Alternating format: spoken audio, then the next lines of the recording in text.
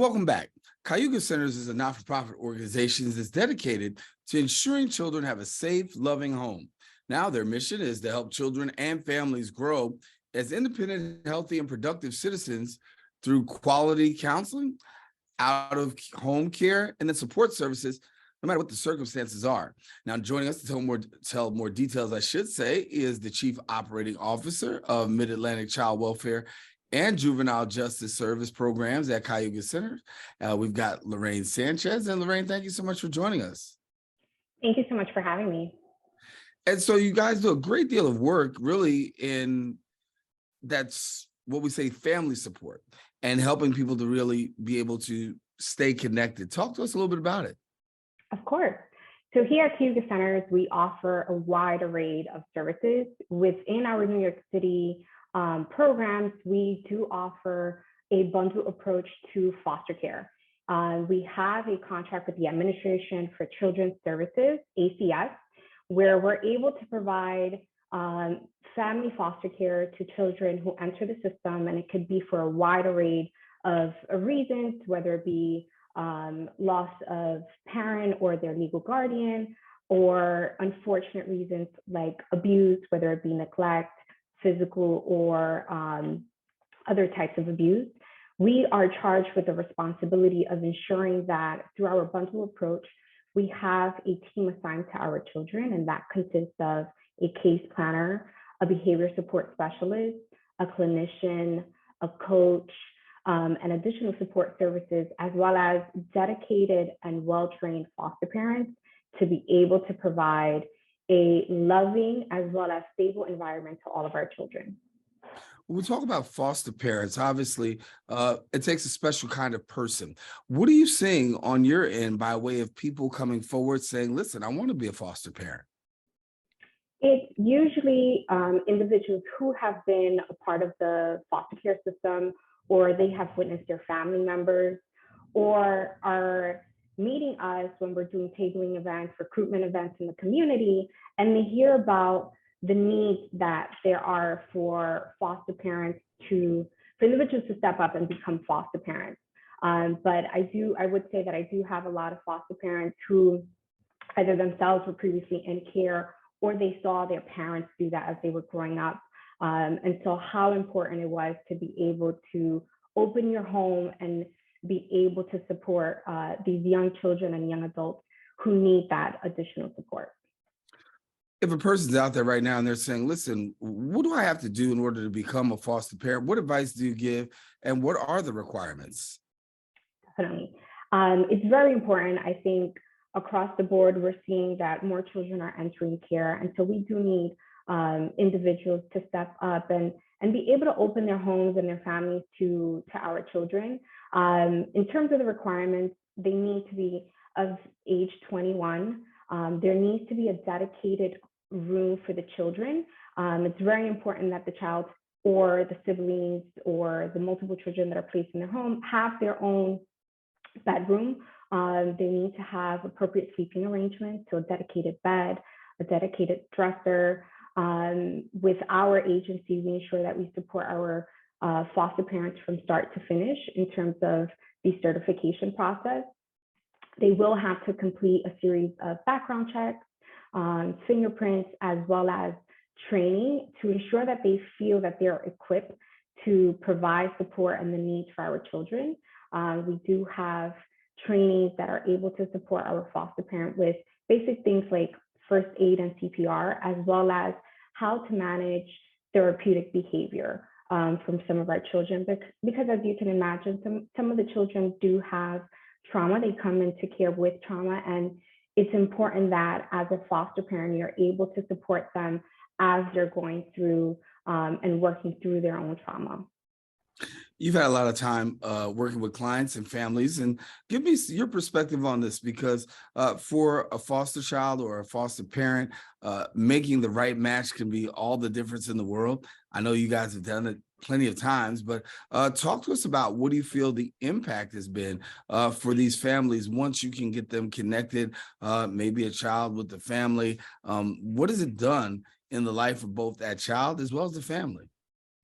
So I've noticed that we've been able to to support families be reunified. I've seen parents be able to do the dedicated work to ensure that they're equipped and able to have their children return to care. And it's always beautiful, and we aim and strive to ensure that families remain together. We think that that is very important. But in cases where parent is not in the picture or parent is unable to step up and be able to care for their child, I have seen some of our foster parents become adoptive foster parents. And it's such a beautiful thing to see how the child is integrated into their family, into their day-to-day. I have foster parents who plan their yearly vacations with our children. Some of our children have been lucky to go to Disney, to go to trips like to Mexico and visit a resort, experience that for the first time in terms of traveling outside of the country, but also have a family to call their own, even if it's a foster parent wanting to become a resource and unable to become an adoptive parent for the child. I do see that there is great improvements in terms of behavior, as well as overall performance from our children, more dedication to school, feeling more connected and being able to advocate for themselves. And they do end up feeling empowered through the support that we as an agency offer, but also that our foster parents do. Yeah. Lorraine, when one person hears the word foster care, there's just this automatic assumption sometimes, but many don't know that there are different types of foster care. Can you just share with us a little bit about the different types of foster care? Because if you've got somebody out there that's potentially thinking, hey, this might be something I can do, but they don't know, there are different ways that they can get involved. Definitely, there's different ways. So if someone wants to become a foster parent, and let's say that they are not 100% ready to commit, we can definitely work with them to have them serve as a respite foster parent. And that is someone who is not permanently having a child placed in their home, but let's say that another foster parent has a family emergency and they need to leave the country, or they need a little bit of a break because it can be a lot. And so a respite foster parent is able to serve as a temporary support for the child. And it could be for a 1 week period, 2 weeks, a month. And then there's different levels of care when it comes down to foster care. Here at Cayuga Centers in New York City, we offer different levels of care. So we do have children that are part of what would be considered regular family foster care. And those are children that don't necessarily need that one-to-one support as a child who's considered therapeutic. And those are children that need a lot more hands-on, one-on-one support, as well as more clinical intervention when it comes down to the services that we offer. And along the way, as an agency, we provide support to our foster parents from every step. And we do that through making sure that we have staff visiting the home and providing support in terms of any concerns that are going on. Let's say the child is not doing their chores. We work with the foster parent and the child to get an understanding of what is something that we can work out to ensure that, one, the child is doing their needs in terms of the home, like cleaning up their bedroom, doing their bed, as well as providing on-call support 24/7. So it's not that we are only here 9 to 5.